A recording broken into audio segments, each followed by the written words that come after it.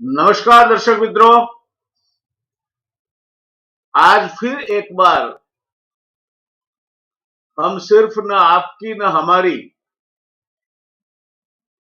जिस दिशा में समाज जा रहा है वो समाज को मूलतः स्पर्श करती बात पर चर्चा करेंगे।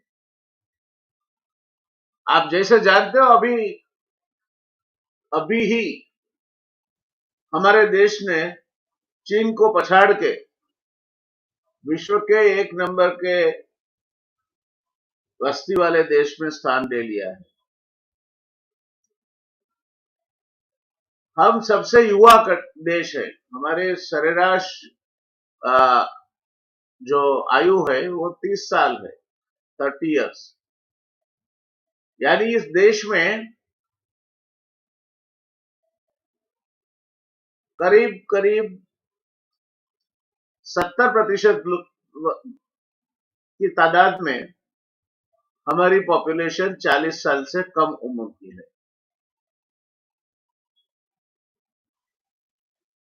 और उसमें भी अगर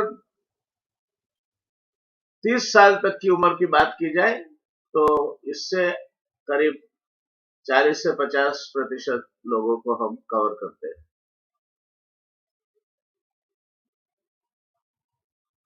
जनसंख्या बढ़ी है हमारे देश की। हम अब एक नंबर का पॉपुलेटेड कंट्री हो गए हैं। चीन को हमने पीछे छोड़ दिया है। हम दुनिया का सबसे युवा देश है। सब बातें हम गिन सकते हैं, गिनवा सकते हैं। हमारी सरेराश आयु भी जो आजादी के समय पे करीब 42.5 वर्ष थी, आज 70 साल के पार हो चुकी है। तो सब जो बातें हैं वो तो अच्छी लगती है सुनने में। डेमोग्राफिक डिविडेंड की बात भी होती है, बट जो दिख रहा है सामने वो ये आंकड़ों से हम नहीं समझ सकते। उसके लिए इस क्षेत्र के जो वयोजूथ है उनके साथ जो लोग काम करते हैं, जो इनको सलाह देते हैं, मशवरा देते हैं, यानी काउंसलिंग करते हैं, उनके पास हर दिन कुछ न कुछ समस्या ये युवा और बच्चे लेके जाते हैं, उनका हल ढूंढने का प्रयास करते हैं। कई दिन पहले हमने ये विषय की शुरुआत की थी, तब बताया था हमने कि समय की मर्यादा के तहत हमें वो शो रोकना पड़ा था और दूसरी बार हम आपके समक्ष उपस्थित होंगे, ये बात हमने कही थी। अब हम और भी 2 बार उपस्थित होंगे। अगर आपका जिस तरह का इस विषय में इंटरेस्ट है, आपका रस है, वो उतना या बढ़ता हुआ हमें दिखाई देगा। तो और भी प्रश्न है युवा जगत को, विद्यार्थी जगत को जो स्पर्श करते हैं, उनको लेकर हम सुश्री रश्मि जी की सलाह लेंगे, उनके अनुभव से कुछ ज्ञान पाएंगे। आप सूरत की एक सदी से ज्यादा पुरानी संस्था में विद्यार्थी सलाहकार यानी स्टूडेंट काउंसलर है। खुद ये विषय को लेकर अनुस्नातक डिग्री तक पढ़ी है।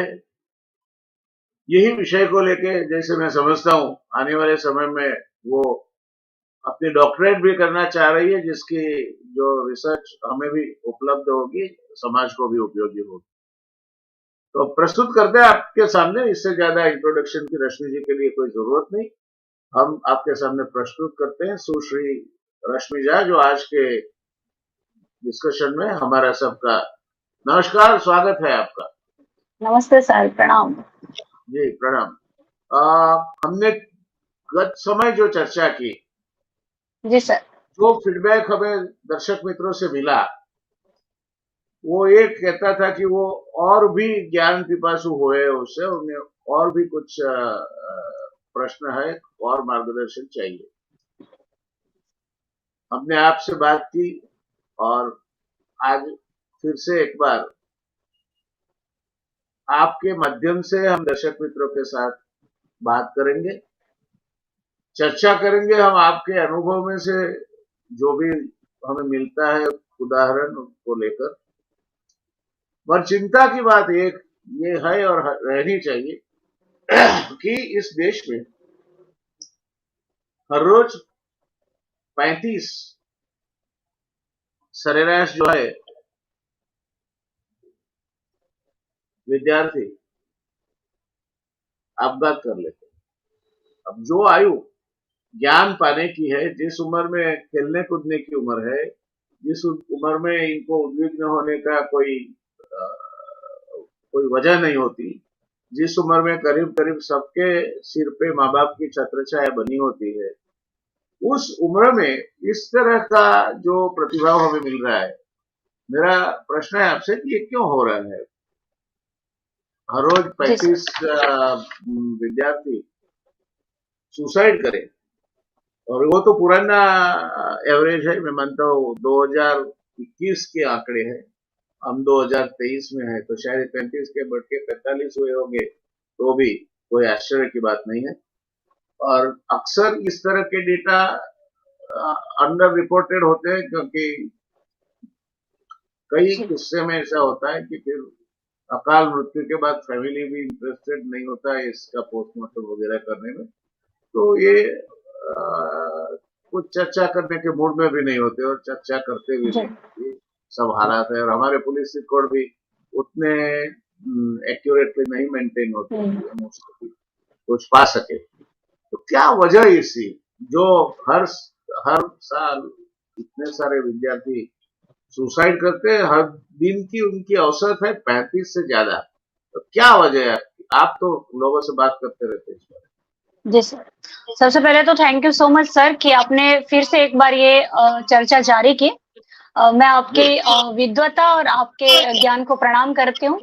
और एक और बात ये शेयर करती हूँ कि बड़ी खुशी की बात ये है कि कई सारे कॉल्स आए थे हमारे पहले एपिसोड के बाद, तो जी, ये जान करके अच्छा लगा कि सिर्फ हम दोनों ही इंटरेस्टेड है ऐसा नहीं है।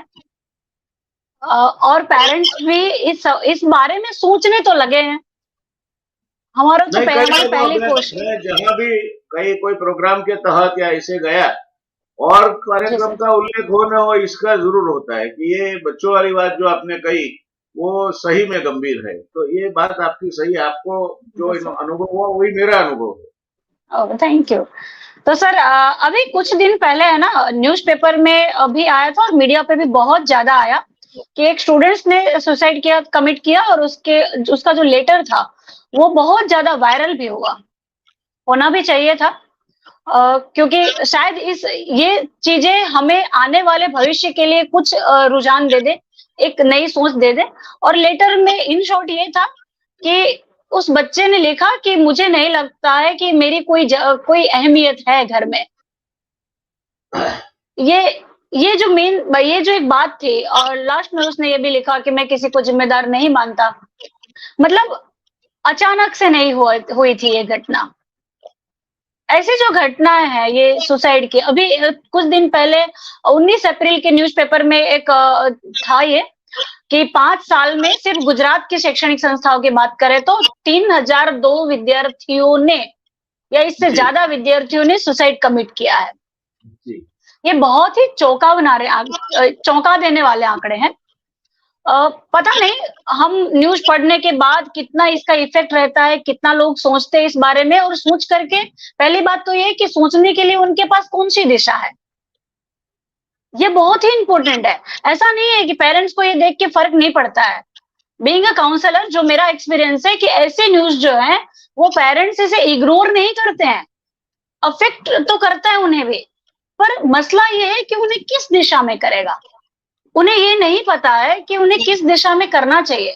तो जो आज का हमारा टॉपिक है ये है कि स्टूडेंट्स काउंसलिंग में पेरेंट्स के काउंसलिंग की भूमिका कितनी है। क्यों है जी। और कैसे है?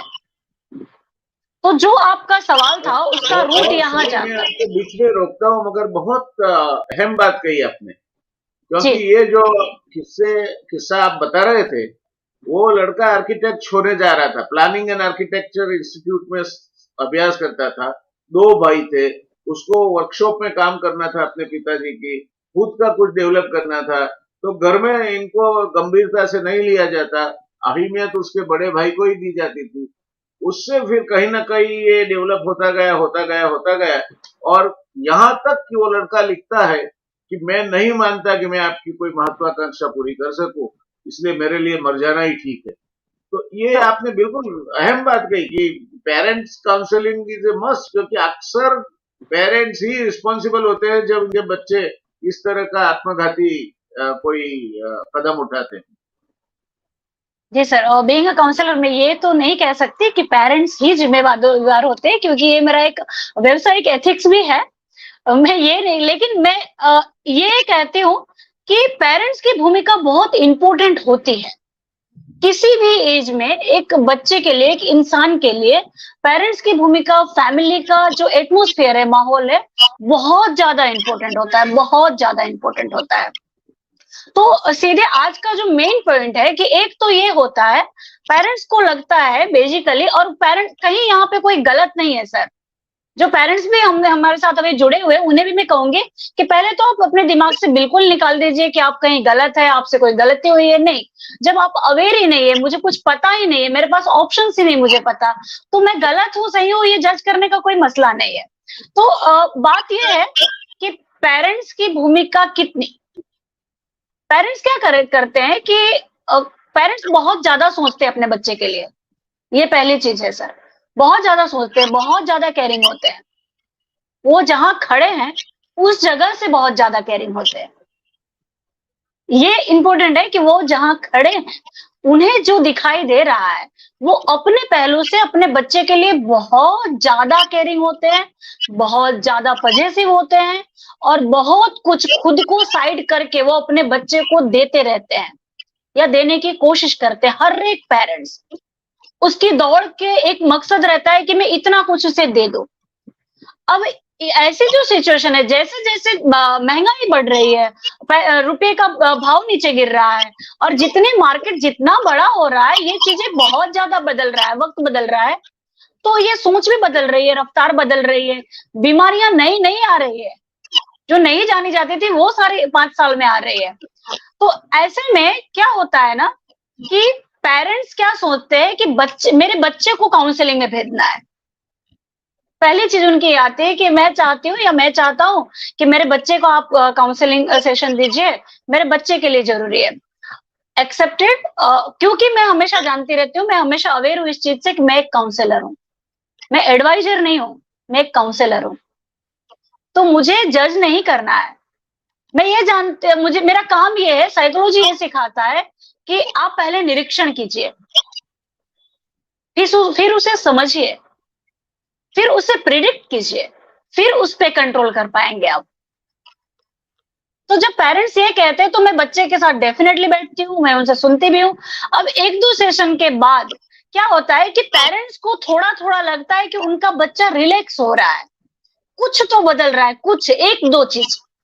अब ये मेरे लिए एक चांस आता है कि जहां अब मैं पेरेंट्स से ये कहूँ कि मुझे आपसे बात करनी है, जहां पे मुझे एक टहनी मिलती है कि हाँ बीज उग रहा है, अब इन्हें पकड़ो। अब एक्चुअल बदलाव यहां से शुरू होता है। क्योंकि फिर से एक बार मैं ये बात इनसे शेयर करना चाहूंगी कि काउंसलिंग एक्चुअली क्या है। भगवत गीता, मैंने अपने पीएचडी का सब्जेक्ट भी, आपने जो कहा, मैंने पीएचडी का सब्जेक्ट भी ये रखा है, क्योंकि मैं बहुत क्यूरियस हूँ इसके लिए, और मैं बहुत सिंसियरली इस बात को मानती हूँ कि श्रीमद् भगवत गीता के आधार पर काउंसलिंग साइकोलॉजी। श्रीमद् भगवत गीता में कृष्ण ने पहला अध्याय, अर्जुन विषाद योग, विषाद की भी एक वैल्यू होती है, उसका भी एक रिस्पेक्ट है, उसकी एक गरिमा होनी चाहिए। अगर कोई दुखी है, अगर किसी को कोई स्ट्रेस है, भले ही आप बहुत नॉलेजेबल है, आपको लग रहा है कि ये सारी चीजें फालतू, इट्स ओके, आपको लग रहा है, हम और आप कृष्ण से आगे तो नहीं है।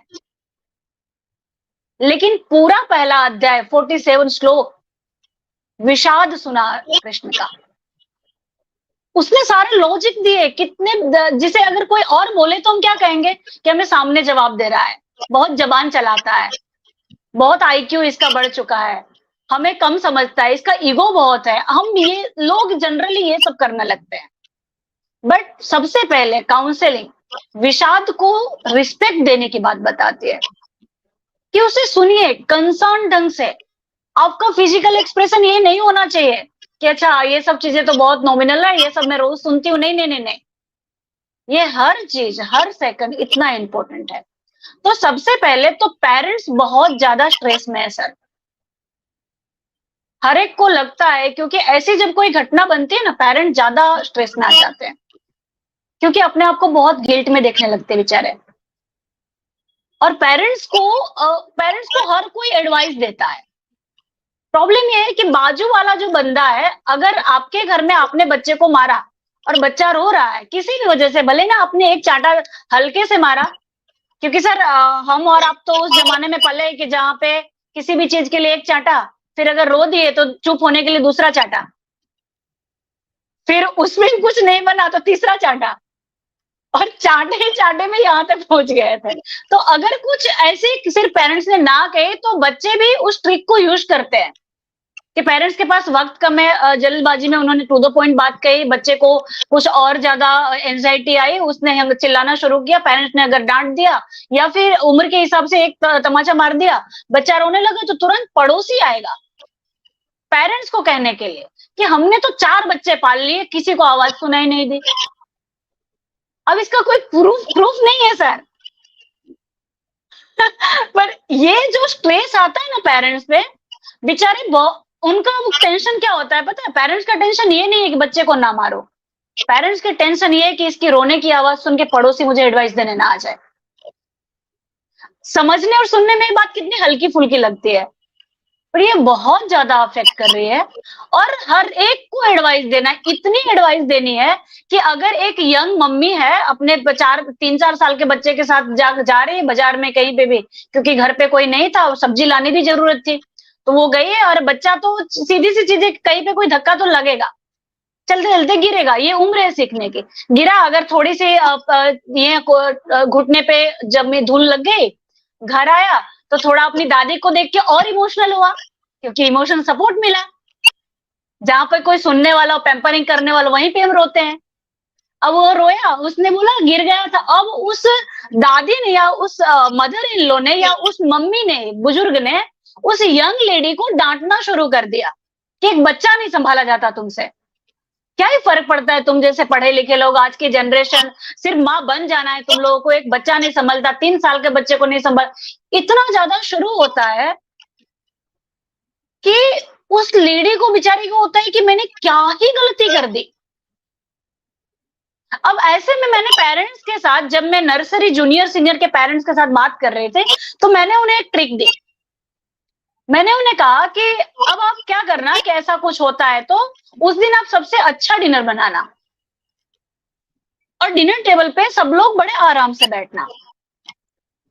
फिर अपने पेरेंट्स, अगर आपके सास या आपके बुजुर्ग घर में कोई भी ये शुरू करता है कि आज ये गिर गया था, तो आप है ना बड़ी नरमाश से, बड़ी ही इज्जत से ये बात कहना कि मैं इसके लिए बहुत ज्यादा सॉरी फील कर रही हूँ, क्योंकि मुझे, और आपका बेटा अगर कहने लगे या बेटी कि मैं गिर गई थी या गिर गया था, तो आप कहना कि बेटा लेकिन पापा को ये नहीं पता होगा।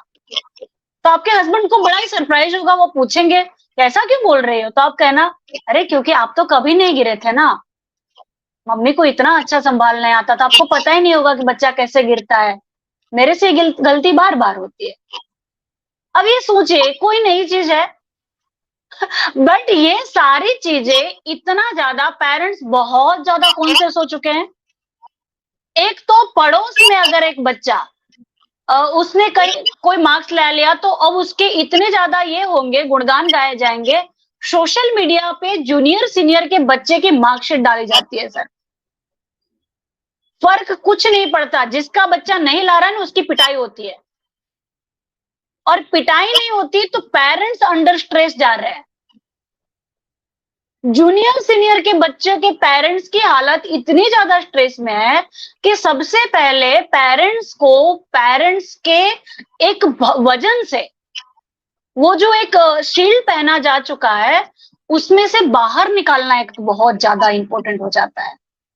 बिल्कुल सही। क्योंकि आप, जी सर, और ये पेरेंटिंग की जो शुरुआत होती है दूसरे तीसरे मौके पर, क्योंकि मैं जहां पे हूं वहां पे 5 साल से हूं, तो अब 2 साल से ये रुझान आया है कि पेरेंट्स सामने से डिमांड करते हैं कि ये बहुत ज्यादा इंपॉर्टेंट है, हम छुट्टी लेकर के आएंगे, पर आप पेरेंटिंग रखिए, आप 3 घंटे रखिए, आप हमारे लिए फुल डे वर्कशॉप रखिए। तो सर ये चीज, ये जगह पर पहुंचते पहुंचते एक ही एरिया में एक काउंसलर को 4 साल लगे। आप समझिए, 3-4 साल तो एक्चुअली इस बीज को बोते हुए लगे, लेकिन पेरेंट्स का इनपुट रोल इतना इंपॉर्टेंट है कि, और ये बात भी मैं जब कह रही हूं तो पेरेंट्स को इससे ज्यादा प्रेशर लेने की जरूरत नहीं है। यू बी हैप्पी, आपको खुश होना चाहिए कि आप पहले रिलैक्स हो जाओगे तो आपको पता चलेगा कि एक्चुअल में क्या हो रहा है। इतने सारे करियर ऑप्शंस बढ़े जा चुके हैं, इसके बावजूद इतना स्ट्रेस क्यों है? पेरेंट्स इतने ज्यादा इमेज कॉन्शियस क्यों है? किसी ने कहा कि जी सर, और अगर 10th का जब रिजल्ट आता है ना, इतना ज्यादा प्रेशराइज होता है माहौल, क्योंकि पेरेंट्स को बुरा लगता है कि उन्हें नहीं, कॉमर्स नहीं, अगर इसके 70 के ऊपर आए तो आप साइंस ले दो। और एक तो है ना, पेरेंट्स को ये भी, अभी जब स्टूडेंट्स पेरेंट्स की बात कर रहे हैं स्टूडेंट्स के साथ, तो उन्हें मैं ये भी बात करूंगी कि करियर गाइडेंस अलग चीज है, काउंसलिंग अलग चीज है। अब उनका सवाल ये होगा कि करियर गाइडेंस पहले है, काउंसलिंग पहले है? तो इन वेरी सिंपल वे, जो करियर गाइडेंस है वो पेड़ की टहनियां है, काउंसलिंग जो है वो पेड़ का मूल है, मूल से टहनियां निकलती है। तो सबसे पहले पेरेंट्स की भूमिका इतनी ज्यादा अहम हो जाती है कि हम चाहते हैं कि पहले पेरेंट्स आए, अपनी हर प्रॉब्लम कहे, ब्ला ब्ला ब्ला, कुछ भी सोचे भी ना कहे, उन्हें वो कुछ भी ना सोचे। जब वो आते हैं पेरेंट्स, तो मैं उन्हें सबसे पहले कहती हूँ कि देखिए, आप जो भी बात करेंगे, इस दरवाजे से बाहर जाने के बाद आपको भी पता नहीं चलेगा कि आपने मुझसे ये बात की है। अगर आप मुझे किसी फंक्शन में मिल जाते हैं तो मैं आपको मिलना अवॉइड करूंगी, अगर मुझे लगेगा कि आप इसका रेफरेंस में बात करेंगे तो आई विल अवॉइड इट। तो ये चीज बहुत ज्यादा, और माहौल ये हो चुका है सर कि हर चीज है ना एक रेफरेंस जनरेट करती है, हर एक्सपीरियंस कोई ना कोई रेफरेंस जनरेट करता है। हम और आप आज जो बने हैं वो अपने एक्सपीरियंसेस से बने हैं। जो साइकोलॉजी में जो प्रयोग होते थे, ये खरगोश के साथ होते थे या कबूतर के साथ होते थे, ये पावलोव ने किया, जो भी ने अभिसंधान का प्रयोग किया, तो ये सारी चीजें रेफरेंस जनरेट जो करती है, वो रेफरेंस बहुत ज्यादा सबकॉन्शियस तक घुस जाता है।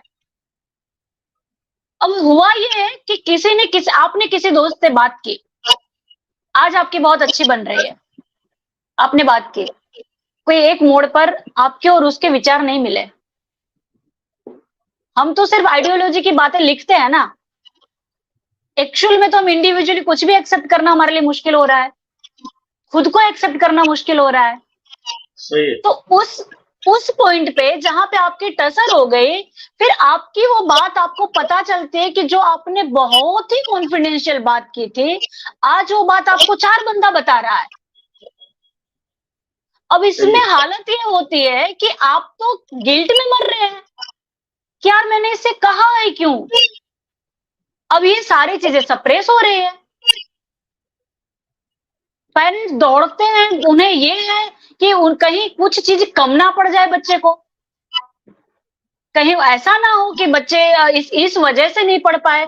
तो इस गिल्ट में पेरेंट्स, एक तो जब आप डर रहे हैं और जब आप गिल्ट में हैं, इन दोनों वक्त आप जो करेंगे वो कुछ ना कुछ गलत हो जाएगा, या तो वो ओवर हो जाएगा या गलत दिशा में हो जाएगा। तो ऐसे भी जब आप गुस्से में हो या स्ट्रेस में हो, ऐसा कहा जाता है कि आपकी समझने सोचने की शक्ति आधी हो जाती है। जी सर, और तो ये तो सही है। और सर बाणभट्ट की कादंबरी में तो बड़े ही खूबसूरत सा किस्सा है दुर्वासा का, कि जहाँ पे वो दुर्वासा को कहते हैं कि चक्षुष्मान अंध है वह, अगर तुम क्रोधित हो रहे हो तो तुम आंख होते हुए भी अंधे हो, क्योंकि क्योंकि कलुषयति दृष्टि, आपकी दृष्टि कलुषित हो जाती है। और गिल्ट तो ऐसी चीज है, ऐसी गंदी चीज है कि आपको पता है आप ओवर देते जाओगे, आप खुद को भुला दोगे कि मेरे से तो बहुत बड़ी गलती हो गई, अब मैं बच्चे को डांट नहीं सकता, अब मैं बच्चे को रोक नहीं सकता, अब मैं बच्चे को एडवाइस देने के लायक नहीं हूं। तो खुद के बारे में सोच इतनी डाउन हो जाती है तब कि पेरेंट्स बेचारे हो जाते हैं। आप मानेंगे नहीं सर। जी सेल्फ सर, बैशिंग एटीट्यूड आ जाती है उनमें, खुद को अपने आप करेक्ट, को दोषी था करार देकर मारो, अपने खुद को अपने को सजा करो कि मेरे से नहीं हुआ इसलिए मेरे बालक की। यस। और इस वही वजह से बच्चा जो मांगता है वो देते जाते हैं, देते जाते हैं। अब बच्चे की गलती नहीं है, क्योंकि उसकी उम्र नहीं है वो समझने की, और पेरेंट्स गिल्ट में है। तो मोबाइल गलत नहीं है, बट किस उम्र में, किस लेवल पे उस मोबाइल और बच्चे का कनेक्शन होगा, वो समझ करके देना पेरेंट्स की रिस्पॉन्सिबिलिटी है। इसे अगर हम बड़े लाइटली समझे, मैं मानती हूँ कि ये हम कंप्लीटली पेरेंट्स के साथ बात कर रहे हैं, तो मैं इसी नजरिए से 1 to 1 समझ के भी बात कर रही हूँ कि इसे अगर एकदम लाइटली समझे तो जैसे कि कहीं पे भी नगर पालिका अगर पौधे उगाती है तो क्या करती है, तब एक प्रोटेक्टर डालती है पौधे के आसपास। आपको भी सर नहीं पता होगा, मुझे भी नहीं पता कि वो प्रोटेक्टर अचानक कब हट गया। हम रोज देखते थे कि प्रोटेक्टर है। जी। अब पेड़ अचानक हमें पेड़ दिखने लगा, हम में से किसी को अंदाजा नहीं है कि एग्जैक्ट किस दिन वो प्रोटेक्टर हटाया गया, कैसे हटाया, जब पौधा बढ़ चुका था तो कैसे हटाया, या बहुत छोटा था तब हटाया। अब ये जो प्रोटेक्टर है ना सर, थोड़ी मिनट के लिए आप इमेजिन कीजिए कि ये प्रोटेक्टर सजीव है, इस लोहे की जाली में जान है और जुबान भी है, उसके कान भी है, और पौधे और उस प्रोटेक्टर में बात हो रही है, तो कम्युनिकेशन कैसी होगी।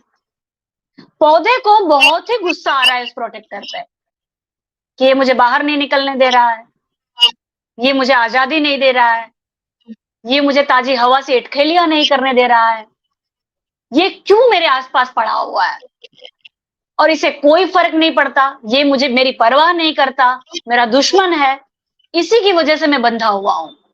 ये सब कुछ वो प्रोटेक्टर रोज सुन रहा है, रोज सुन रहा है। प्रोटेक्टर जानता है कि ये उसका कर्म है, ये उसकी भूमिका है कि ये पौधा सुरक्षित रहे, ये बड़ा हो, ये विकसित हो सके, इसे कोई बकरी ना खा जाए, इसे राह चलते हुए कोई तोड़ ना जाए, इसके ऊपर से कोई साइकिल स्कूटर व्हीकल ना चला दे, इसे कोई बहुत ज्यादा पानी डालकर मार ना दे, ये जल ना जाए। प्रोटेक्टर सिर्फ अपना कर्म कर रहा है, पौधा उसे क्या कह रहा है इसकी परवाह किए बिना। और प्रोटेक्टर ये भी जानता है कि एक दिन ये जब लायक हो जाएगा तो यहाँ पे मेरी कोई जरूरत नहीं रहेगी। प्रोटेक्टर ये भी जानता है कि ये फिर मुझे कभी नहीं बुलाएगा, ये मुझे कुछ नहीं देगा, ना मैं इसके फल खाने वाला हूँ, ना मैं इसके पत्ते से अपने धूप को ढकने वाला हूँ, ये मुझे कुछ नहीं देने वाला है। लेकिन वो मेरा सवाल नहीं है, मेरा सवाल ये है कि मेरा कर्म ये है, और जीवन में अगर कोई पहचाना जाता तो सिर्फ और सिर्फ अपने कर्मों से पहचाना जाता है। हम गांधी जी के पिता के नाम क्यों जानते हैं? क्योंकि हमें सवाल पूछा जाता था कि उनका पूरा नाम लिखो। हम क्यों करमचंद गांधी के पिता का नाम नहीं जानते उतने इजीली? क्योंकि उनके पूरा नाम नहीं पूछा जाता था। तो महात्मा गांधी के कर्मों की वजह से हम उनके पिता को जानते हैं। अब ये जो प्रोटेक्टर है वो parents, dear parents, I am talking to you कि ये जो प्रोटेक्टर है ना, ये हम और आप है। हमारी रिस्पॉन्सिबिलिटी सिर्फ ये है कि हम ये भूमिका में 4 तरह के पेरेंट्स होते हैं। थाली माँ बाप, ताली माँ बाप, माली माँ बाप और एक होते हैं बाउंड्री वाले माँ बाप, गुजराती में जिसे पाड़ी माँ बाप कहते हैं, बाउंड्री बना के रखते हैं, प्रोटेक्टर्स। अब ये जो थाली माँ बाप होते हैं सर, उन्हें सब कुछ बच्चे को मांग जितना चाहिए उतना बस परोस देना है, और अड़ोस पड़ोस में इस पेरेंट्स को नहीं पता, ऐसे पेरेंट्स को, कि वो अड़ोस पड़ोस के लोगों को क्या स्ट्रेस दे रहे हैं, क्योंकि वो घर में तो परोसते हैं, वो अड़ोस पड़ोस में जाके बोलते भी है, और दूसरे के बच्चे सुन रहे हो तब भी बोलते हैं। तो ये एक अलग ही वायरस फैला रहे हैं, तो उन्हें चाहिए कि वो जो कर रहे हैं वहां पे थोड़े रुके। तो ये थाली माँ बाप, जो चाहिए परोसा जा रहा है, उन्होंने हर बर्थडे पर उन्हें गिफ्ट देना है, बच्चे को पहले से पता है, तो अब बच्चा डिसाइड करने लगा है कि अब इस बर्थडे पे मुझे मोबाइल चाहिए। अब बच्चा प्राइस डिसाइड करने लगा है कि इस मुझे इतने हजार का स्कूटर चाहिए, जब मैं 10th में हूं तो मुझे ये फोन चाहिए, और फिर मुझे ये बाइक चाहिए। अब बर्थडे के साथ बच्चे की कंडीशन शुरू हो गई है। शुरुआत में क्या था कि पेरेंट्स अपनी प्रेस्टीज के लिए किए जा रहे थे। मैं हमेशा पेरेंट्स से कहती हूँ कि आप जो कुछ ब्रांड पहन रहे हैं ना, उसके लिए आपने बहुत मेहनत की है, आप बहुत मेहनत कर रहे हैं इसके लिए। जो बच्चा है आपके पास, उसे ब्रांड की का पता नहीं है, उसे ये सो कॉल्ड इमेज की परवाह नहीं है, उसे कितने पैसे में क्या और कैसे पैसे आते हैं उसे एक्चुअल नहीं पता है। उसे बस खाली खुश रहने में पता चलता है, उसे खाली प्यार पता चलता है, उसे खाली कोई अपना है वो पता चलता है, उसे खाली कोई वैल्यू दे रहा है ये पता चलता है। तो उसके लिए आप 5,000 के कपड़े मत लीजिए, क्योंकि अगर आप उसे 5,000 के कपड़े पहना रहे हैं ना, तो आप बच्चे को नहीं दे रहे हैं, आप अपना शोपीस दिखा रहे हैं कि मेरे पास ये है। और ये चीज पेरेंट्स को भी नहीं पता कि बच्चे में किस ढंग से इंजेक्ट हो रही है। ये सारी चीजें बच्चे को बड़ा होकर के इतना स्ट्रेस, इतना प्रेशराइज कर देती है कि उसके बाद वो नॉर्मल रहने में झिझकते हैं, वो नहीं सीख पाते। तो एक तो ये थाली माँ बाप, दूसरे ताली माँ बाप हर चीज पे सपोर्ट करते हैं, हर चीज पे फ्रेंडली होते हैं। वो मानते हैं कि हम दोनों सेम कपड़े पहनेंगे, हम सेम लगेंगे, बाहर जाए तो लगना चाहिए कि दोनों भाई है, अगर बाप बेटे हैं तो, और अगर माँ बेटी है तो लगना चाहिए कि नहीं उसकी बड़ी बहन है। हर चीज पे मोटिवेट करते हैं, हर चीज पे वाहवाही करते हैं। इन्हें नहीं पता कि ये क्या भयंकर इंजेक्शन दे रहे हैं बच्चे को रोज। एक है बाउंड्री वाले, इतना ज्यादा प्रोटेक्ट करते, इतना ज्यादा प्रोटेक्ट करते हैं कि अगर वो बाहर गया तो उसके लिए एरिया बनाए कि तुम इतने में ही खेलोगे, तुम मिट्टी में नहीं जाओगे, तुम बिना चप्पल निकल ही नहीं सकते। अरे तुम बाहर गए तो सनग्लास पहनो, तुम बिना कैप के नहीं निकल सकते। बच्चा इतना लगाए बिना तो तुम नहीं निकल सकते, पहले मॉस्किटोज की क्रीम लगाओ उसके बिना नहीं निकल सकते। तो ये पानी तुम नहीं पियोगे, नहीं नहीं हम यहीं से फूड खाएंगे। दिन में 10 बार वो सैनिटाइज करते हैं हाथ उनका। और ये प्रोटेक्शन इतना ज्यादा चलता है कि उन्हें लेने रखने जाएंगे ना, उन्हें साइकिल से जाने देंगे। इन्हें एक बार भागवत पढ़नी चाहिए, ऐसे जो पेरेंट्स है इन्हें एक बार भागवत पढ़नी चाहिए, और इन्हें समझना चाहिए कि जो नियति है वो दीवार चीर के भी आती है, उसे आप रोक नहीं सकते। पर हर बार आपका ये प्रोटेक्ट करने का जो एटीट्यूड है, वो बच्चे को जिस दिन उसे निकलना होगा वो निकल नहीं पाएगा। और जब उसे एक्चुअल में समझ आएगी, वो मैच्योर होगा जिस दिन, आपको भर भर के कोसेगा कि आपने उसमें साहस नहीं जन्मने दिया। यहाँ आपके साथ एक मेरा एक छोटा सा एक्सपीरियंस जोड़ना चाहता हूँ। मैंने जी शायद सर। पहले भी मेंशन किया है कि एक बच्चा है, गार्डन में जा रहा है अपनी माँ के पीछे पीछे, वो गिर जाता है। अब नॉर्मल सर्कमस्टेंसेस में तो माँ भाग के जाती उसके पास, फिर कीड़ी को मारती, ये करती वो करती, उठा लेती। This lady just stops there, looks, वो इसे बच्चे की तरह देखती, बोला खड़े हो जाओ, आ जाओ। फिर वो चलने लगी आगे, बच्चा भी खड़ा होता है, चढ़ता है। एग्जैक्टली, तो मैंने करेक्ट उनको करेक्ट। पूछा कि ये आपका बच्चा है, आप इनकी माँ है, तो आपको ये आपका बच्चा गिर गया, तो हमारे यहाँ तो जो माँ होती है वो कितने कितने बच्चे को लाड़ प्यार देती है। तो इनका जवाब था मुझे, आज भी इतना ही मुझे शार्पली याद है। उन्होंने बोला कि देखो, ये हमारे वहां तो हर चीज, मैं भी नौकरी करती हूँ, हर चीज हमारे यहाँ सबको अपनी अपनी देखनी होती है। मैं नहीं चाहती कि मेरा बेटा जब एक उम्र पे पहुंचे तब वो अपाहिज हो, किसी और पे डिपेंडेंट हो। उसको खुद ही खड़ा होना है, गिरा है तो। किसी ने गिराया भी है तो खुद खड़ा होना है, ये तो खुद गिरा है। तो ये जो बात है तो सही है। आप देखो, बच्चे को अगर ज्यादा लगा नहीं है तो नाटकबाजी बंद करो। किसने तुझे, एग्जैक्टली। जितनी नाटकबाजी करोगे तो हाँ। बच्चा ज्यादा रहेगा और फिर चिल्ला चिल्ला के एक करेगा। दर्शक मित्रों, दूसरी बात जो रश्मि जी ने कही वो आपके ध्यान में रखना जरूरी है। कोई भी विषय उत्तम नहीं है, कोई भी विषय अनुत्तम नहीं है। जिसके भी आगे आप अच्छा लगा लोगे, वो पट्टे वाला यानी प्यून भी नहीं मिलता है, ड्राइवर भी नहीं, अच्छा ड्राइवर नहीं मिलता, अच्छा रसोईया नहीं मिलता, अच्छा अटेंडेंट नहीं मिलता, अच्छा डॉक्टर नहीं मिलता। अच्छा लगा यानी शॉर्ट सप्लाई। तो आपको जी। प्रयत्न ये करना चाहिए, अब डॉक्टर या इंजीनियर ही एक मोक्ष का मार्ग है मत सोचे। डॉक्टर, इंजीनियर, चार्टर्ड अकाउंटेंट, वो आपको पड़ोसियों से सर्टिफिकेट नहीं लेना है, अपनी वो जो कम्युनिटी है उसमें से किसी को सर्टिफिकेट नहीं देना है आपको। आप बच्चे का विकास कैसे होता है वो देखो। वो ऐसा होना चाहिए कि घर के बाहर जाकर अपना काम करके वापिस आ सके और दुनिया किस दिशा में जा रही है उसकी कम से कम उसको खबर हो। तो ये फिर उसके बाद वो बीए करे, बीकॉम करे, एमबीबीएस करे, सब सब ज्ञान अच्छा है क्योंकि ये ज्ञान है और कोई ज्ञान ट्रू। पूरा नहीं होता है। तो आर्ट्स में जाने बिल्कुल। वाला एवरेज स्टूडेंट होता है, ये सोचना भी बहुत गलत चीज है। रिजर्व बैंक के गवर्नर जो बनते हैं वो इकोनॉमिस्ट होते हैं। इकोनॉमिस्ट आप आर्ट्स में जाकर बनते हो। अक्सर बड़े बड़े जो वकील है, लॉयर है सुप्रीम कोर्ट में या हाई कोर्ट में, वो सब आर्ट्स में पढ़ के सारे भी आर्ट्स। एलएलबी करके ट्रू। आगे बढ़े हैं। तो ये एक इंजीनियरिंग में आप अपने बच्चे को भेजोगे तो आपका श्रेय होगा, नहीं भेजोगे तो बच्चा निकम्मा है। मेडिसिन में भेजोगे, आप अपना स्वार्थ मत देखो प्लीज। बच्चे को क्या पढ़ाना है वो आपको तय नहीं करना है, पहली बात। दूसरी, आपकी फैक्ट्री चलती है इसलिए बच्चे को इंजीनियर बनाओगे, ये बेवकूफी का पहला लक्षण है, मत करो ये।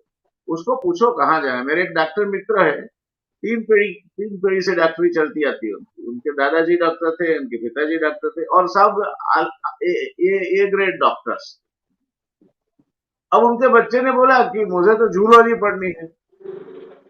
और आपको जान के ताज्जुब होगा कि आज वो बच्चा जूलॉजी पढ़ रहा है, बहुत अच्छी तरह पढ़ रहा है। उसको डॉक्टर बनाने का आग्रह उन्होंने नहीं किया कि मेरी पीढ़ी संभालेगा कौन, तो इकलौता हम्म। बेटा है। तो ये चीजों से बाहर निकल जाओ। अगर वो संभालने वाला है तो डॉक्टर बनने के बाद भी नहीं संभालेगा आपका डिस्पेंसरी, और नहीं तो उसको जो भी करना है उसमें वो अच्छी तरह काम कर पाए। ये अब तक जो रश्मि जी ने बात की इसका जो अर्थ है वो ये है कि आप कभी भी अपनी पसंदगी, अपनी सोच अपने बालकों पे मत डालो। ओवर प्रोटेक्टिव कभी ना बनो। उसको जो सामान्य व्यक्ति को मिलता है वही उसको भी दो, जीने की उसको एक तरह से कहो कि हैबिट हो। नहीं तो कब ऐसा दिन आएगा कि जबकि कोई तकलीफ है घर में और आप कुछ नहीं कर सकते हो तो मुश्किल हो जाएगी। मैं बिल्कुल हॉस्टल में सर। रहने गया रश्मि जी, तो जी सर। मेरे फादर ने मुझे एक एडवाइस दिया। बोले, हम्म। वहाँ क्या चलता है तेरा? बोले, ठीक चलता है, सब चीजें मिल जाती है। हाँ मिल जाती है। अच्छा, तेरे कोई दुकान में तेरा खाता चलता है? नहीं। मैं क्यों खाता चलाऊं, मैं तो कैश से परचेस करता हूँ। बोले, ये हैबिट डालो। कभी जब मुश्किल होगी, आपके पास तात्कालिक तुरंत कैश हाजिर नहीं होगी, तो वो फिर उस व्यापारी के पास जाके आप बोलोगे कि मेरा उधार रखो, मैं आज 3-4 दिन में आके दे जाऊंगा, तो वो आपकी सामने शंका से देखे। ये मत करो, नामा रखो और जब महीना हो जाए पे कर दो। मगर क्रेडिट फैसिलिटी रखो। ई सेड क्रेडिट का मतलब ही शाख होता है। किसी की क्रेडिट है उसका मतलब ही उसकी शाख है। तो ये सब चीजें जो है ना, अपने एंशियंट विजडम में सबका सब फेंक नहीं देना है मॉडर्नाइजेशन के नाम पे, जो हमें उचित लगता है। और खास करके हमारा जो कुटुंब है, बच्चे हैं, उनके बारे में तो कई चीजें ऐसी हमें ध्यान में रखनी चाहिए, रखनी होगी। तो ये सब देख के अपने बच्चों को संभालो, पाड़ी पर ना बनो અને પાંજરું પણ ના બનો, તાલી પણ ના બનો ને થાળી પણ ના બનો, એ ખ્યાલમાં રાખો। બાળકને બાળકની રીતે જ ઉછેરવા દો, એને ક્યારે એવું નહીં એટલા માટે તો સ્કૂલોમાં યુનિફોર્મ હોય છે। સ્કૂલમાં બધાને યુનિફોર્મમાં કેમ બોલાવવામાં આવે છે કે કોઈ તવંગરનો છોકરો એકદમ ભપકીલા કપડા પહેરીને આવે, ગરીબનો છોકરો એના કપડા મેલા ગયેલા હોય, એ ન થાય તેટલા માટે યુનિફોર્મ આપવામાં આવે છે। યુનિફોર્મ કઈ સ્કૂલના બાળકોને ઓળખવા માટે નથી આવતું, પછી એ સ્કૂલ એ બાળકોના કારણે ઓળખાણ બની છે જુદી વાત છે, બટ બેઝિકલી એ બધા જ છોકરા સરખા છે એનો સંદેશ છે। हाँ रश्मि आप आगे बढ़िए। जी सर, तो ये जो है यहाँ पे पेरेंट्स को बनना है वो चौथा प्रकार है कि माली माँ बाप बनेंगे, वो प्रोटेक्टर वाला। और एक जो आपने कही, जो आपने ये बात कही ना कि करियर, जो करियर गाइडेंस और काउंसलिंग की मैं बात करती हूँ, तो इन शॉर्ट अगर पेरेंट्स का स्वार्थ क्या है, पेरेंट्स को क्या चाहिए अल्टीमेटली, ये चाहिए कि उनका बच्चा सफल हो, राइट।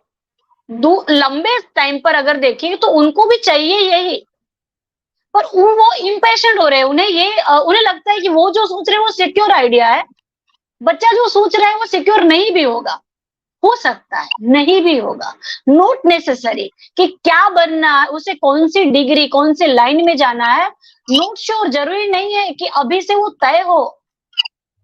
एक चीज है कि मुझे क्या आता है, दूसरा सवाल मुझे क्या भाता है, और तीसरा सवाल बाजार क्या चाहता है।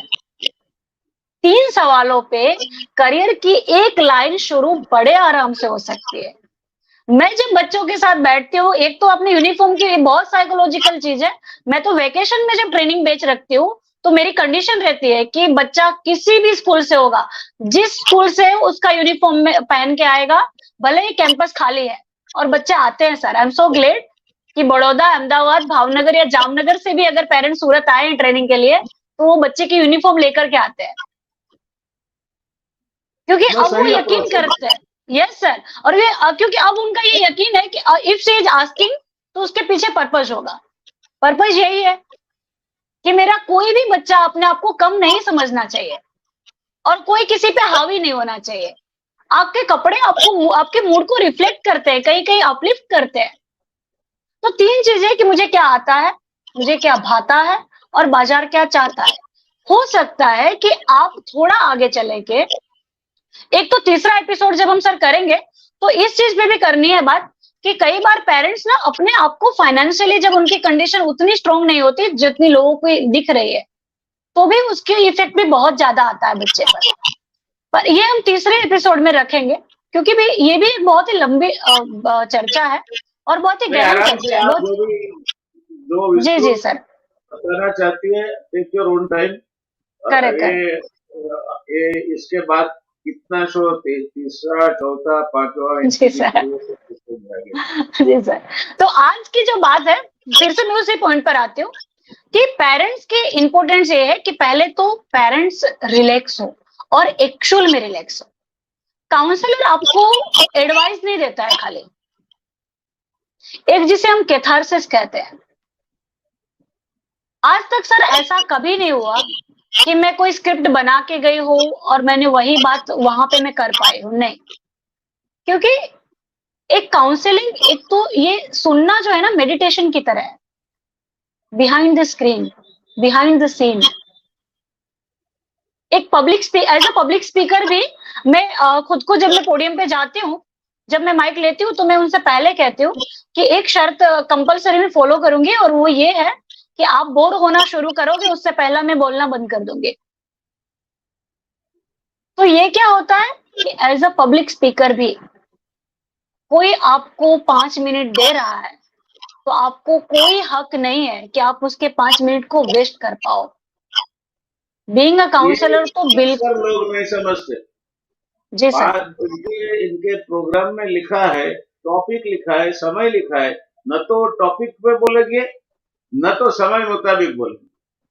ट्रू। और जितना आदमी बढ़ा उसकी इसकी ये शरारत करने की कैपेसिटी भी ज्यादा हो जाती आते हैं। एक दफा मैं आपको बताऊं, एक एग्जाम्पल है। आपने नाम सुना होगा सर मोक्षगुंडम विश्वेश्वरैया। इस जी देश जी के जी एक जाने माने इंजीनियर, इंजीनियर्स डे जी। जिनके बर्थडे पे लोग सेलिब्रेट करते हैं। हम्म। मैसूर स्टेट के दीवान थे और बहुत अपने आप में ज्ञान वगैरह रखते थे अपने खुद के विषय के अलावा, वैसे सिविल इंजीनियर थे। तो उनको कोई किसी ने पूछा कि क्या करने से हम्म। मैं आप जैसा बन सकूं। हम्म। तो उनका जवाब था कि मेरे जैसा क्यों बनना है, एग्जैक्टली। मुझे आप ट्रू। जानते हो, आपको जो लगता है वो आपने मुझे बाहर से देखा है। ट्रू। आप मुझे जानते हो मेरे शरीर में क्या रोग है, मेरा मेरे मेरे दर्द क्या है, मेरे दुख क्या है। तो आपको मुझे क्यों बनना है, आपको जो बनना है खुद बनो, उसमें से मेरे में से जो ट्रू। अच्छाई है आपको लगती है आप ग्रहण करो। मगर इससे ट्रू। आगे आप खुद रहो। अगर आप किसी और बनने जाओगे तो आप तो नहीं रहोगे और वो भी नहीं वो कर भी नहीं है। पाओगे। ट्रू। ये एग्जैक्टली। विश्वेश्वरैया साहब की जो इनको सलाह थी वो लाख टके की थी कि ये आप मत करो। और बिल्कुल दूसरी बिल्कुल। बात उन्होंने उनकी जीवनी में से मैं सीखा हूँ। 99 ईयर्स हुए उनको, 100th बर्थडे आने वाली। तो उनके कोई रिलेटिव चेन्नई जा रहे थे। हम्म। तो उन्होंने पूछा कि क्या लाना है आपके लिए।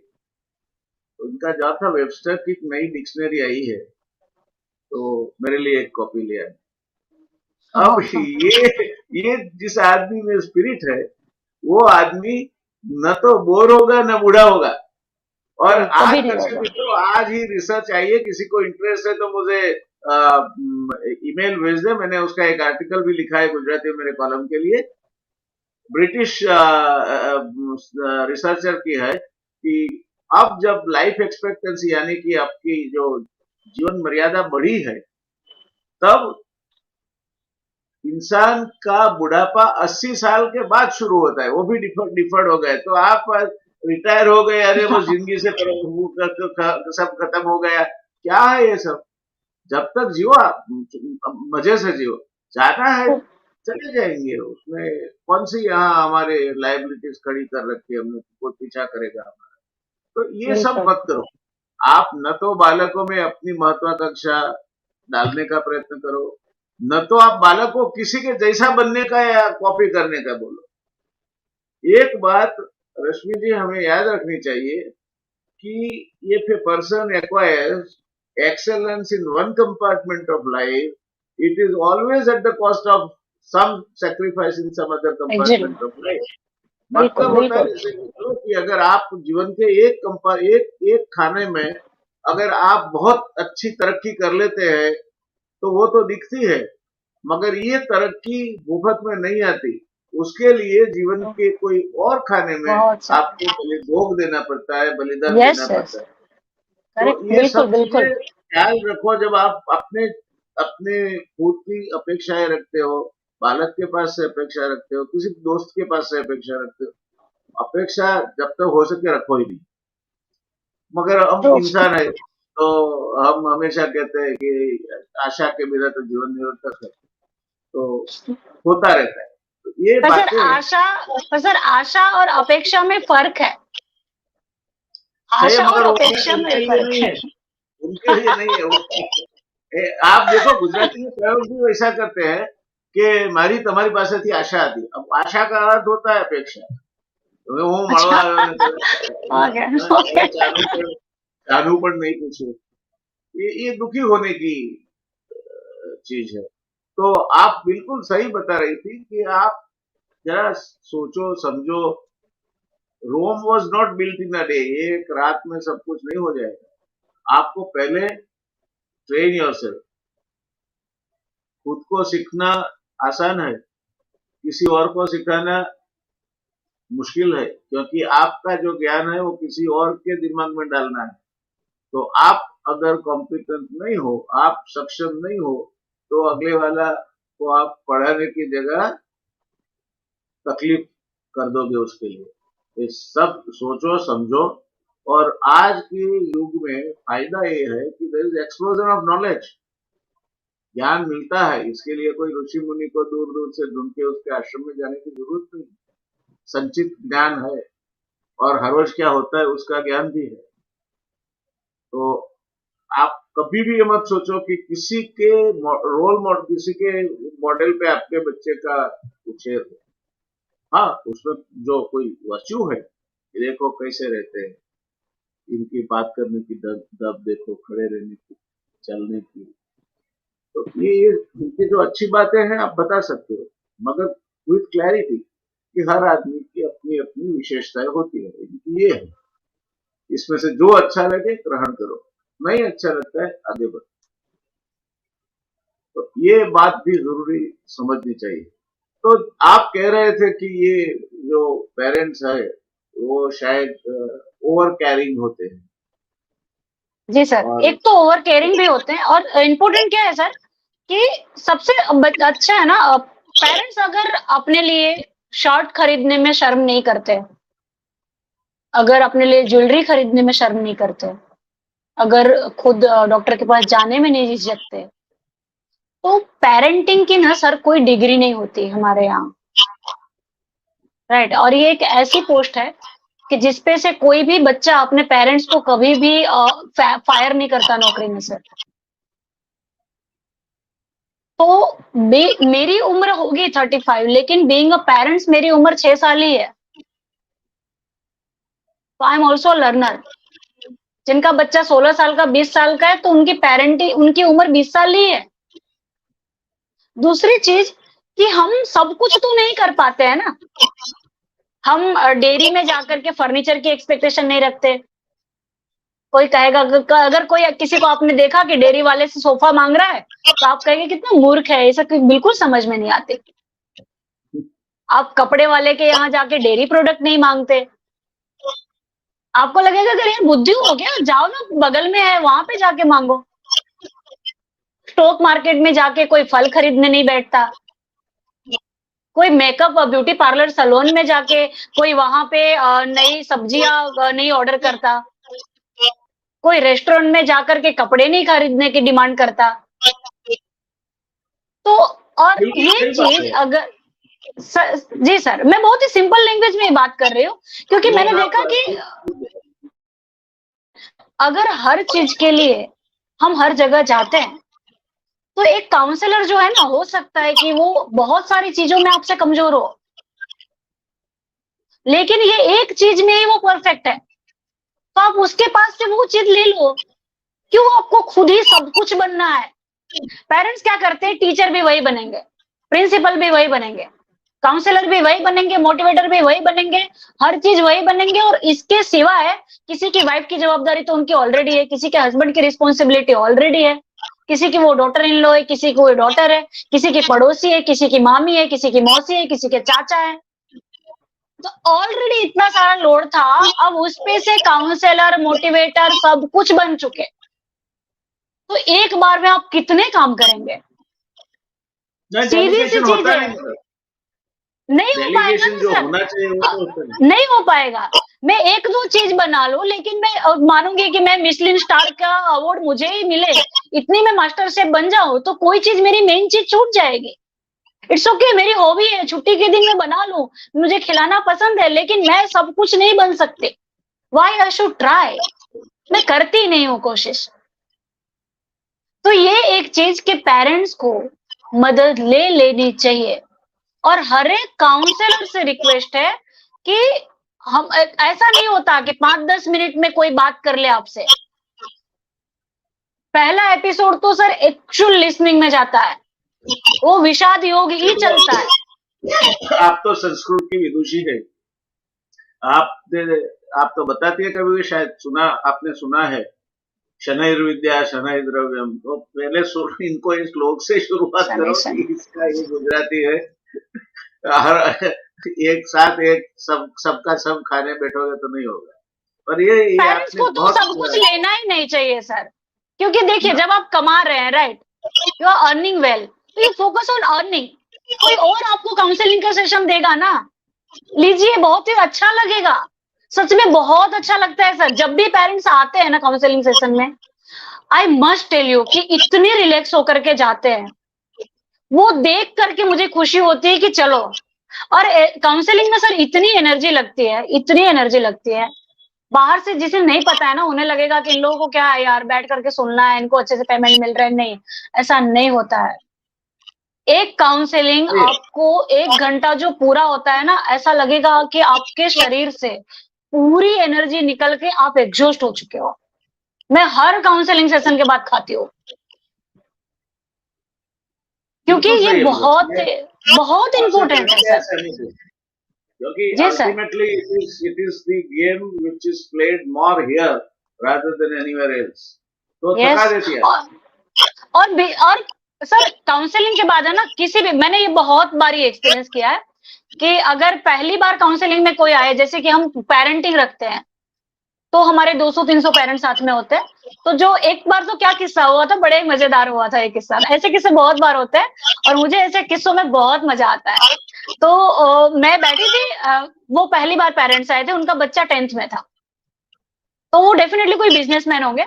तो मेरी बाजू वाली चेयर पे वो बैठे थे और मैं इस तरफ बैठे थे। तो वो बोल रहे थे ऐसे, उनका ये लाउड थिंकिंग था सिर्फ कि पता नहीं कौन उसका स्पीकर कौन होगा।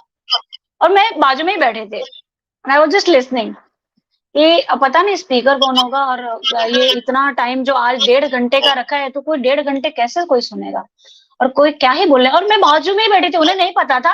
सो आई वाज जस्ट एंजॉयिंग। फिर ऐसे ही है ना, उनकी बाजू वाली चेयर पे किसी ने सुन लिया। तो वो उन्होंने पूछा कि क्या बोल रहे हो। तो उन्होंने कहा यही कि आज का स्पीकर कौन होगा, और इसे पता नहीं, कभी सुना भी नहीं। अब 1.5 घंटे कौन बोलता है, और 1.5 घंटे कौन ही सुनेगा। और बिजनेस छोड़ करके, ठीक है आज पहली बार आया हूँ। तो मैंने है ना खाली उनसे पूछा कि पहली बार आए हो स्कूल में, ऐसे उन्हें भी लगा मैं भी पेरेंट्स हूँ किसी के। तो उन्होंने कहा हाँ आज पहली बार ही है। तो मैंने कहा कि आपका बच्चा कौन से स्टैंडर्ड में है। अनी से इसकी 10th में है। तो मैंने कहा पहले नया एडमिशन है। नहीं नहीं, है तो यहीं पे। मैं नहीं आता हूँ, टाइम ही नहीं मिलता। कहाँ सर। मैंने कहा हाँ बात भी सही है, ठीक है हो चुका।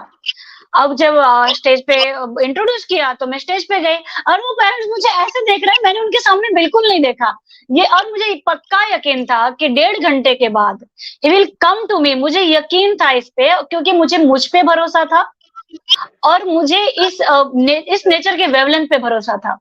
और मुझे पता था कि ये आएंगे।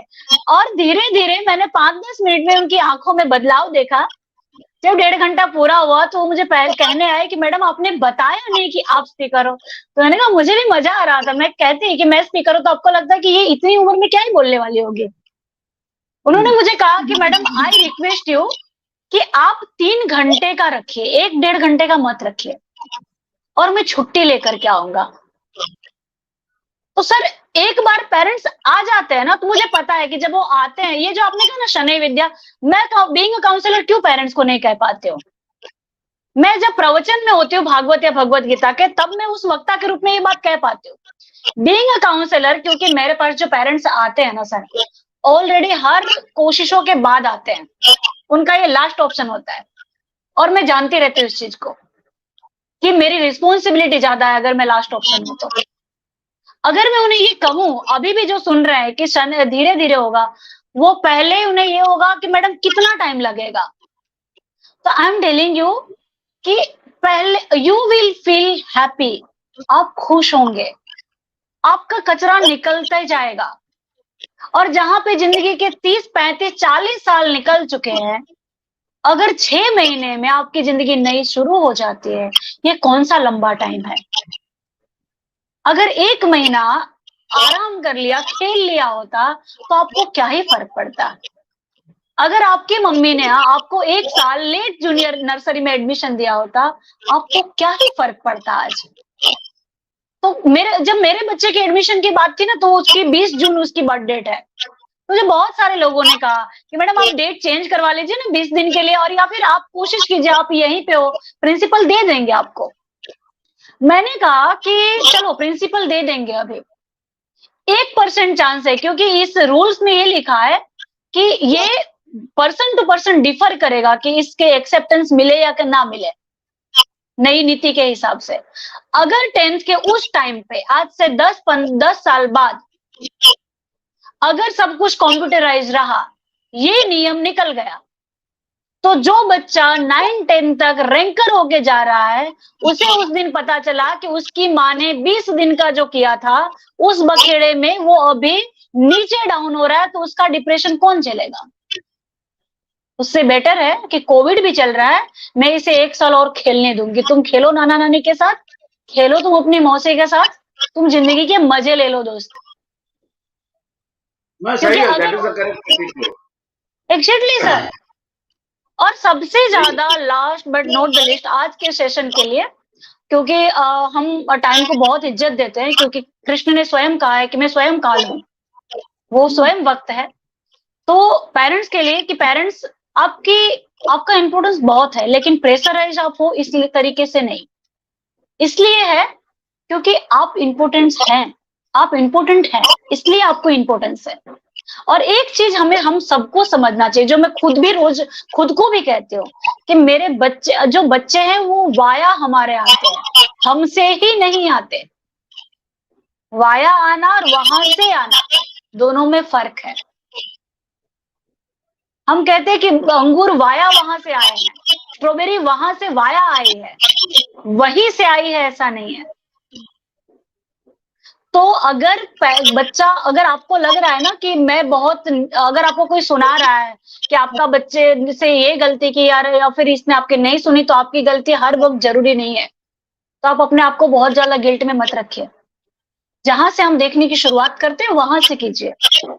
और आपकी लाइफ की जवाबदारी सिर्फ आपकी है, आपके बच्चे की भी नहीं है, आपकी वाइफ की भी नहीं है, आपके हस्बैंड की भी नहीं है, सिर्फ आपकी है। और आपके लिए मोस्ट इंपोर्टेंट आप खुद होने चाहिए। और एक स्वस्थ आदमी कभी भी किसी को डिस्टर्ब नहीं करता। एक खुश इंसान कभी भी किसी को पत्थर मार के नहीं भागता। एक स्वस्थ डेवलप हुआ बच्चा कभी भी किसी भी रास्ते चलते कुत्ते या बिल्ली को पत्थर नहीं मारता। तो डिस्टर्ब वही करते हैं जो खुद डिस्टर्ब होते हैं। तो अगर आपको ऐसा कुछ भी सही लग है। रहा है कि कुछ से मुझसे गलती हो गई है, तो जस्ट एक बार ठहरिए, मिरर में खुद को देखिए और खुद को कहिए कि मैं अपने आप को अप्रूव करता हूँ, या मैं अपने आप को अप्रूव करती हूँ। मैं खुद से प्यार करता हूँ या मैं खुद से प्यार करती हूँ। मैं खुद को एक्सेप्ट करती हूँ, मैं सेल्फ अटेस्टेड खुद को करती हूँ। सबसे पहले चीज ये आप कर लीजिए, that is my humble request. और उसके बाद आपको कभी भी लगे तो हम आगे भी सेशन करते रहेंगे। और आप लीजिए जहां कहीं पे भी आप हैं, जहां पे आपको लग रहा है, आप डॉक्टर भी बदलते हैं ना, तो अगर आप ट्राई कीजिए ना, अगर आपके एक काउंसलिंग में आपको लगा कि यहाँ पे नहीं मजा आ रहा है, इट्स ओके, दूसरी जगह ट्राई कर लीजिए। एक चेयर खरीदने से पहले सर हम कितनी सारी चेयर पे बैठ करके देखते हैं। एक सोफा खरीदने से पहले हम कितने सारे सोफा पे बैठते हैं। क्यों हम एक ही बार में ऐसे फिक्स नहीं हो जाते, नहीं नहीं अब दूसरा ट्राई नहीं हो सकता, ऐसा क्यों नहीं करते? तो life is like that, let it be simple. थोड़ा डर हटा दीजिए। लोगों के लिए आप इतने ज्यादा इंपॉर्टेंट नहीं है जितना आपको लगता है। जितना मुझे लगता है कि लोग मुझे देख रहे हैं, उतना एक्चुअली लोग मुझे नहीं देखते हैं। मगर खुद के लिए तो इम्पोर्टेंट हो। एग्जैक्टली आप ही सबसे ज्यादा दुनिया में, अगर आपके लिए कोई इंपॉर्टेंट है तो वो आप होने चाहिए। आप स्वस्थ होने चाहिए। और एक जी। स्वस्थ इंसान कभी किसी को अस्वस्थ नहीं बनाता, किसी को भी नहीं। तो आई होप कि आज की इस बात से पेरेंट्स को अच्छा लगा हो, पहली चीज अच्छा लगा हो, और उससे वो सोचने पर जाए और वो हमसे डिमांड करे और हम उनके डिमांड पे सप्लाई करें। So thank ji, you so much. Thank you. नहीं, मजा आया और मिलते रहेंगे। थैंक यू सो मच और शुभ रात्रि। शुभ रात्रि सर। दर्शक मित्रों, आपने सुना पेरेंटिंग क्या होता है, काउंसलिंग क्या होता है, कैरियर काउंसलिंग क्या होता है। किसी के ऊपर अपने आप को डालने का प्रयत्न क्या होता है, खुद अपने आप अपना रास्ता तय करने का प्रयत्न और मेथड क्या होती है। चलेंगे आगे इसके साथ ही। अब काउंसलिंग का जो हमारा चर्चा है वो अभी अधूरा है, शायद ही कहीं पहुंचे हम। और सेशन जितने भी जरूरी लगेंगे इतने हम करेंगे, क्योंकि ये एक ऐसा विषय है वो सीधा आपको स्पष्ट है, ये आपके लिए। और जो समय भी आप इसमें लगाते हैं वो आपका समय है, और मैं इत्मीनान के साथ आपको कह सकता हूं कि जो समय आप लगाते हैं किसी भी और चीज जो आपने की होती और कुछ भी आपने कमाया होता पाया होता उससे इसमें जो आपको मिल रहा है ज्यादा मिल रहा है, क्योंकि ये आपकी जिंदगी को, आपकी अगली पीढ़ी को, दोनों को एक साथ दुलार से सिखाता है कि ये करना चाहिए, ये नहीं करना। तो मिलेंगे आगे भी, इस चर्चा को आगे बढ़ाएंगे। धन्यवाद। मिलेंगे कल एक और विषय के साथ जो कर्नाटक से जुड़ा हुआ है। कर्नाटक में कल से प्रचार के पड़गम शांत हो जाएंगे, शायद आज से शांत हो गए। तो क्या होगा कर्नाटक का?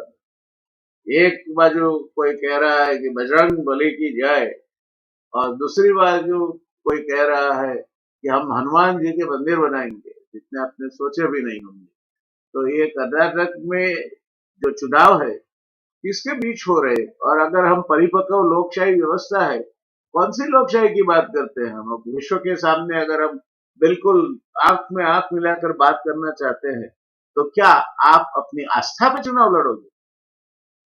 क्या आप अपनी आस्था को गिरवी रख के चुनाव लड़ोगे? क्या बजरंगबली उतने आप सस्ते समझते हो जो आपको